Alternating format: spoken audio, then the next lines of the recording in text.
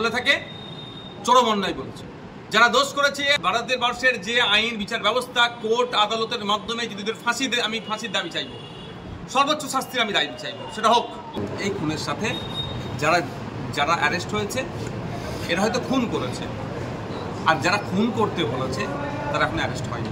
আমি আবারও বলছি, সরকার সাহেব ওই দিনকে রেজ্জাক খায়ের ডেড বডির সামনে গিয়ে দাঁড়িয়েছিল 10 তারিখ রাত্রে, right side left side front side back সাইডে যারা দাঁড়িয়েছিল সরকার সাহেবকে ঘিরে, তাদের মধ্যে অনেকে খুনি হতে পারে যদি সঠিক তদন্ত হয়। ফ্ল্যাশব্যাক। সো হে গাইস, আসসালামু আলাইকুম, কেমন আছো তোমরা? আশা করি তোমরা সবাই ভালো আছো। সো ফাইনালি আজকে যাচ্ছি পোলের হাটে, যেহেতু সেখানে আসছে আমাদের প্রাণপ্রিয় পীরজাদা নওশাদ সিদ্দিকী ভাইজান। তো আজকের ব্লগটা আরও সেরা হতে চলেছে। তো এখনো পর্যন্ত যারা যারা চ্যানেলটা সাবস্ক্রাইব করোনি তাড়াতাড়ি করে কিন্তু চ্যানেলটা সাবস্ক্রাইব করে দাও। তো চলো যেতে যেতে কথা হচ্ছে।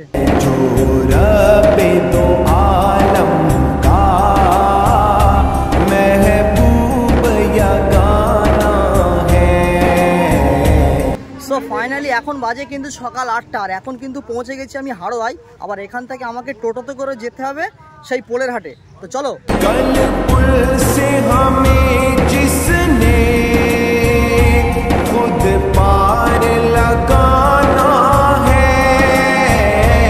সো ফাইনালি কিন্তু চলে এসেছি সেই জায়গায় যেখানে আমাদের প্রাণপ্রিয় পীরজাদা নওশাদ সিদ্দিকী ভাইজান আসবে। তো দেখো ভাইজান আসার আগে মানে কত পুলিশ প্রশাসন মানুষজন কিন্তু সব ভাইজানের ওপরে অপেক্ষা করছে। আর এদিকে ভাইজানের পোস্টারটা দেখো, জাস্ট ওয়াসাম, ঠিক আছে? তো দেখো এই হচ্ছে গেট করেছে, কত সুন্দরভাবে দেখো গেট করেছে। আর এদিকে মনে হচ্ছে আইএসএফের পতাকাটা উত্তোলন হবে বলে রেডি করা হচ্ছে, দেখতে পাচ্ছ। ওই দেখো আইএসএফের পতাকা, জাস্ট অসাধারণ একটা লাগছে, ঠিক আছে? এখানে দেখো খুঁটি পোতাপতি চলছে, এই পতাকাটা মানে ওপরে তোলা হবে, ঠিক আছে? আর দেখো কত সুন্দরভাবে কিন্তু গেটটা করেছে। দেখো অলরেডি ভাইজান আসার আগে মানুষগুলো দেখো, দেখো ভাইজান আসার আগে কত মানুষ এসছে দেখো,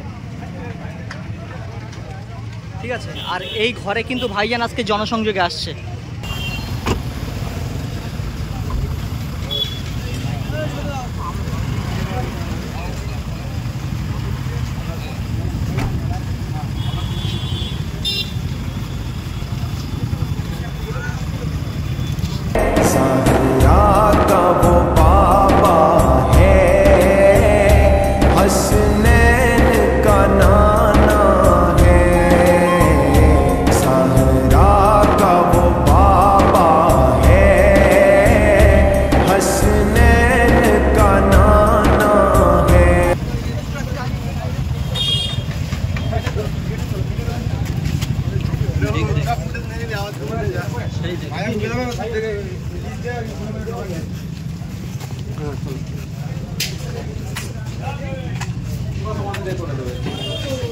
তো গাইস ফাইনালি আমাদের প্রাণপ্রিয় পীরজাদা নওশাদ সিদ্দিকী ভাইজান কিন্তু চলে এসেছে, দেখতে পেয়েছো।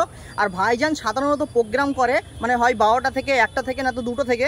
তো আজকে ভাইজান প্রোগ্রাম করেছে সকাল 10টা থেকে। তো গাইস এখন ভাইজান তো ওপরে গেছে, ঠিক আছে? এখন মিডিয়ার বাইট দেবে ভাইজান। তো চলো মিডিয়ার বাইটগুলো কিন্তু তোমাদেরকে শোনাবো, তোমরা ভিডিওটা দেখতে থাকো।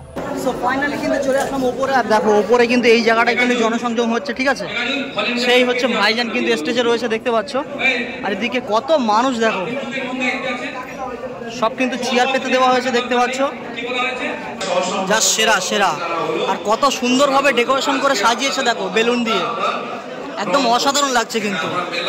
আর এখানে মনে হচ্ছে চা মেশিন আছে, চলো দেখা যাক। কাকা আসসালামু আলাইকুম, কি পাওয়া যাচ্ছে আপনার এখানে? চা। এই নিয়ে নিলাম চা। তো কফি লাগছে পুরো। গতকাল শওকত মোল্লা এক মিটিং থেকে বলছেন যে রাজ্জাক খান খুনে যারা দোষী, যাদের বিজয়গঞ্জ বাজারে দোকান আছে, সেই জায়গাগুলো গরিবদের মধ্যে বন্টন করে দেওয়া হবে। শওকত মোল্লা কি আইনের ঊর্ধ্বে নাকি? যদি এ কথা বলে থাকে চরম অন্যায় বলেছে।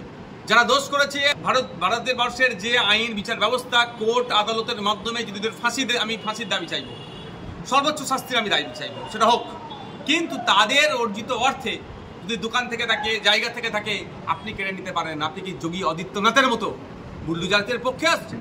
না বিজেপির সাথে যে আপনারা ঘর করছেন তৃণমূল, সেটা কি তার ইফেক্ট এখানে হচ্ছে? মন পাওয়ার জন্য, পরিবারের মন পাওয়ার জন্য, ভাঙড়ের মানুষের মন পাওয়ার জন্য এই ধরনের অবাঞ্ছিত মন্তব্য করছে। এটা চরম অবাঞ্ছিত মন্তব্য। যে খুন করেছে তার সর্বোচ্চ শাস্তি হোক, এটা চাইবো, কিন্তু তার সম্পত্তি অন্য কেউ কেড়ে নেবে, এটা হতে পারে না। এটা দেশের আইন পারমিট করে না। আবার শওকত মোল্লা সাহেব যে কথা বলছে এর সাথে তৃণমূল কংগ্রেস সহমত কি কথার সাথে সহমত নয়, তৃণমূল কংগ্রেসের বড় নেতৃত্ব যারা আছে, হাইকমান্ড আছে, তাদেরকে আপনার একটু জিজ্ঞাসা করুন। আমরা দেখতে পাচ্ছি রেজ্জাক খাঁ খুনে বেশ কয়েকজন গ্রেপ্তার হয়েছে, 7 জন মতো। তারপর থেকে ভাঙড়ের তৃণমূলের শীর্ষ নেতৃত্ব আত্মগোপন করে একটা প্রবণচনা আমরা দেখতে পাচ্ছি। তাদেরকে সচরাচর দেখা যাচ্ছে না আগের মতো, তারা আগে যেভাবে বাক্য বিনিময় করতো সেগুলো আর দেখা পাওয়া যাচ্ছে। এই খুনের সাথে যারা যারা অ্যারেস্ট হয়েছে এরা হয়তো খুন করেছে, আর যারা খুন করতে বলেছে তারা এখন অ্যারেস্ট হয়নি। দুটো কারণে কেন খুন হয়েছে এটা খুঁজে বার করতে হবে, আর একটা হচ্ছে কারা খুন করার নির্দেশ দিল। আমি আবারও বলছি, শওকত সাহেব ওই দিনকে রেজ্জাক খাঁয়ের ডেড বডির সামনে গিয়ে দাঁড়িয়েছিল 10 তারিখ রাত্রে। Right side, left side, front side, back সাইডে যারা দাঁড়িয়েছিল শওকত সাহেবকে ঘিরে, তাদের মধ্যে অনেকে খুনি হতে পারে যদি সঠিক তদন্ত হয়। ইতিমধ্যে আরাফুল ইসলামের ছেলে পুত্র হাকিমুল ইসলাম তিনি নিরাপত্তা অভাবে তিনি প্রশাসনে জানিয়েছেন, কি বলবেন? হাকিমুল সাহেব দেখছেন তার দলের ছোট বড় মেজর সেজর নেতারা নিরাপত্তা পেয়ে যাচ্ছে, তিনি কেন পাবেন না সেই জানি। তবে যদি ওনার উপরে আক্রমণ হওয়ার কোনো সম্ভাবনা থাকে, প্রশাসনে অবশ্যই আশা করব তিনি এসপি আইবি যারা ডিআইবি আছে তারা দেখবেন থ্রেট কতটা আছে, নিরাপত্তা রক্ষী দেবে। তবে একটা কথা বলি, নিরাপত্তা রক্ষী দিয়ে সমস্যার সমাধান হয় না। কত নিরাপত্তা রক্ষী দেবে, কজনকে দেবে? বাংলার প্রত্যেকটা নেতা তো চাইবে, আইএসএফের প্রত্যেকটা নেতাকে তাহলে দিতে হবে। যাদেরকে এই গুন্ডামস্তানগুলোকে ধরে জেলের মধ্যে রেখে দিলে নিরাপত্তা রক্ষী দেওয়ার প্রয়োজন হবে না। ভাঙড়ের চিরুনি তল্লাশি হোক, ক্যানিং পূর্বের চিরুনি তল্লাশি হোক, সেন্ট্রাল ফোর্স, স্টেট ফোর্স দিয়ে হোক, আমি তো ভাঙড়ের বিধায়ক হিসাবে ভাঙড়ের মানুষের আমি শান্তি চাই।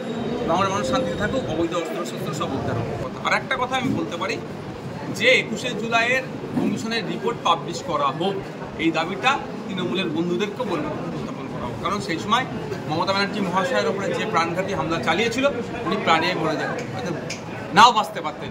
সিরাজুল হক মণ্ডল বলে যে ছেলেটি পুলিশের কনস্টেবল ছিল, পুলিশের একজন তিনি কর্মী ছিলেন, তিনি সামনে দাঁড়িয়েছিলেন, তার ঊর্ধ্বতন অফিসারের দিকে বন্দুক তাক করে যে এই মারামারি মার বন্ধ মমতা ব্যানার্জির ওপরে, নালে গুলি করে। ফলে একটা বড় ইতিহাস আছে, কিন্তু সেই সিরাজুল হক মণ্ডল আজকে কোথায়, তার বর্তমানে স্ট্যাটাস কি সেটাও আপনারা খুঁজুন। ধন্যবাদ। তো ফাইনালি তো ভাইজানের বাইট শোনালাম, ঠিক আছে। আর ভাইজান এখন নিচে আসবে, তো দেখো এখানে হাজার হাজার মানুষ কিন্তু ভাইজানের জন্য অপেক্ষা করছে। দেখো কত মানুষ হয়েছে দেখো ভাইজানের জনসংযোগে, ঠিক আছে। আর এখনই কিন্তু ভাইজান নামবে, অলরেডি মানুষ সব লাইন দিয়ে দাঁড়িয়ে গেছে দেখতে পাচ্ছ, ঠিক আছে। আর এখনই কিন্তু নামবে ভাইজান। দেখো কত লোক দেখো এই মুহূর্তে, ভাইজানকে কত পাগলের মতো সব ভালোবাসে। দেখো মানুষ দেখো এখানে, মানে জায়গা দেওয়া যাচ্ছে না, ঠিক আছে। রাস্তা পুরোপুরি যেন ব্লক হয়ে গেছে। এখনই কিন্তু ভাইজান আসবে।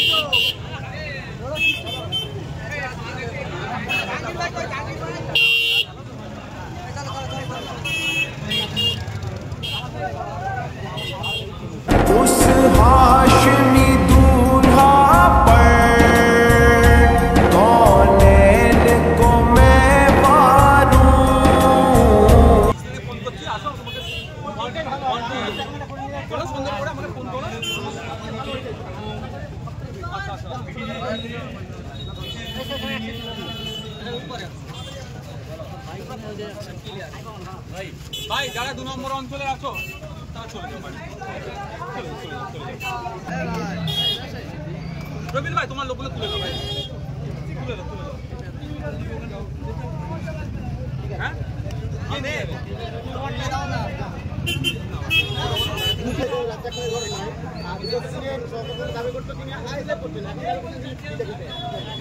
শওকত সাহেবের মুখের কন্ডিশন দেখেছেন, আতঙ্কিত। শওকত সাহেব এখন ভয় পাচ্ছে। শওকত সাহেবের রাইট সাইড, লেফট সাইড যারা ছিলেন ফ্রন্ট ব্যাকে, তাদের অনেকে তাদের মধ্যে গ্রেফতার হয়েছে, আগামী দিন আগামী হতে পারে যদি সঠিক তদন্ত হয়। ফলে এখন কে আইএসএফ, কে বিজেপি, কে কি করছে ও দেখার দরকার নেই। আমি একটা কথাই বলছি, শওকত ঘনিষ্ঠ খুন হয়েছে, শওকত ঘনিষ্ঠ অ্যারেস্ট হয়েছে। পার্টি এবার কি করে দেখবো, দেখার বিষয় যে তাদের কর্মীকে কারা খুন করছে। যদি উনি কর্মী নয় বুঝতেন তাহলে এ কথা বলতেন না, আরো 5টা লাশ পরে পড়ুক, ভাঙড় আমাকে উদ্ধার করতে হবে। আমি যদি আমার থেকে কর্মী নয় ওনার নাই, পঞ্চায়েত নির্বাচনে যখন ওনারা হিংসা করছিল তখন আমি ছুটে গিয়েছিলাম কোথায়, মমতা ব্যানার্জির কাছে, যে আমি প্রয়োজনে প্রার্থী তুলে নেব, ভাঙড়ে শান্তি ফিরে আসুক, ভাঙড়ে আমাদের কর্মীদের ক্ষতি না হয় এই জন্য। আর উনি কি গল্প শোনাচ্ছেন, এখন কর্মীর গল্প শোনাচ্ছেন। উনি 5 জন মরে মরুক, ভাঙড় উদ্ধার হবে এই গল্প উনি শুনিয়েছেন।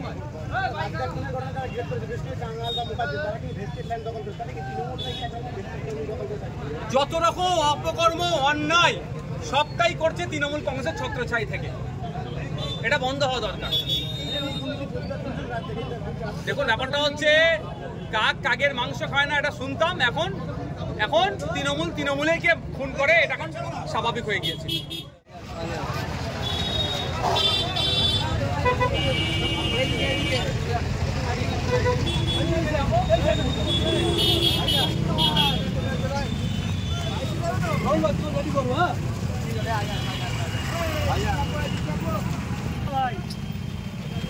ভাইজান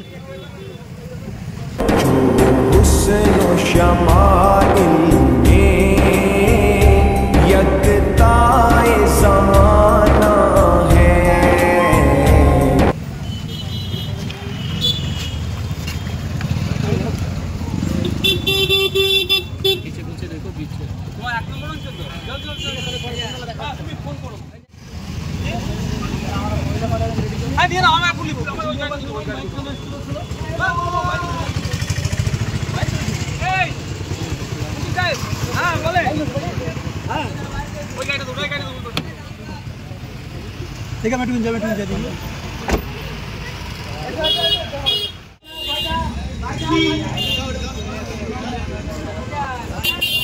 ফাইনালি তো এখন ভাইজান চলে যাচ্ছে, দেখতে পেয়েছো ভাইজান এখন বেরিয়ে যাচ্ছে।